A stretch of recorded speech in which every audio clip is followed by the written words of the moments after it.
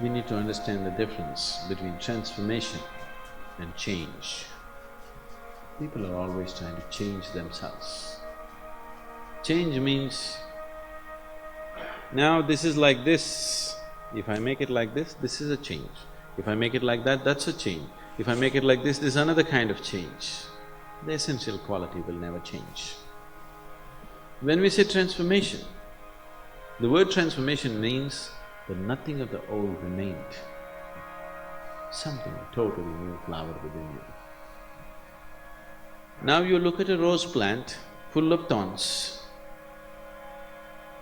Springtime came and rose flowers burst out. It is a transformation. The thorns are still there. There are more thorns than flowers. But we don't call it a thorn plant, we call it a rose plant.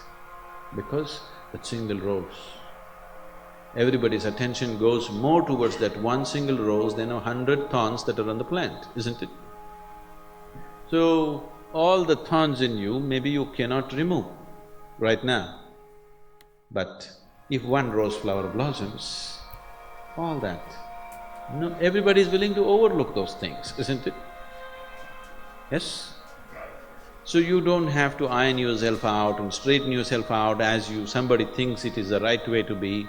No. If you can just make yourself into a very joyful being, whatever other nonsense and quirkiness and kinkiness you have, people are willing to take it. Yes or no? If one flower blossoms, people are willing to forget all the thorns in you. Now you start plucking the thorns, it's an endless process, it's not going to happen. So setting yourself right does not mean plucking off all the thorns and straightening yourself out. And those people who have strived to straighten themselves out, they become so straight, nobody wants to be with them. Have you seen this? Somebody who's all correct, do you want to be with that person? Horror, isn't it? So this is not about becoming all correct. If something in you blossoms, people are willing to overlook all the thorns that are there in you. It doesn't matter anymore. Even though there are so many thorns in the rose flower and just a few roses, we still want to have it, isn't it? So that's all that needs to happen within you. You need to blossom. At least in one single dimension, if you blossom, then all the other things will be forgotten by people. That's all that needs to happen. So if that has to happen, what we should do? You can't pull a flower out of a plant. You never thought about a flower, but every day you nourish the root, flower will happen, isn't it? So how to nourish the roots of who you are? You have a mind, you have an emotion, you have a body, but all these things are functioning only because your life energies are functioning, isn't it so? Yes? Are you doing the lub-dub right now, or is it happening?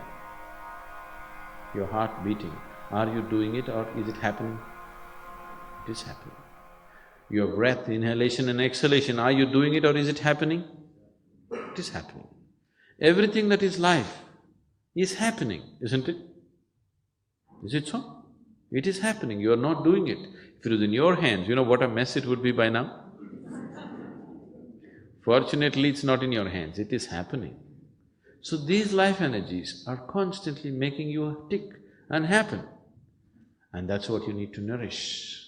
If you make your life energies properly balanced and in full vibrance, your body, mind and emotion will be in its best possible condition.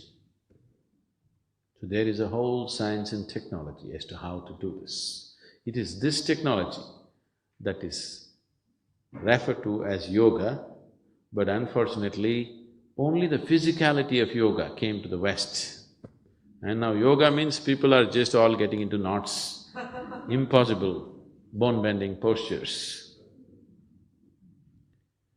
Yoga is the science and technology of nourishing the roots of your existence so that everything else naturally flowers. Because you want a flower, flower will not come. You have to do the right thing, only then it happens, isn't it? That is so with everything in your life. If you do not do the right things, it will not…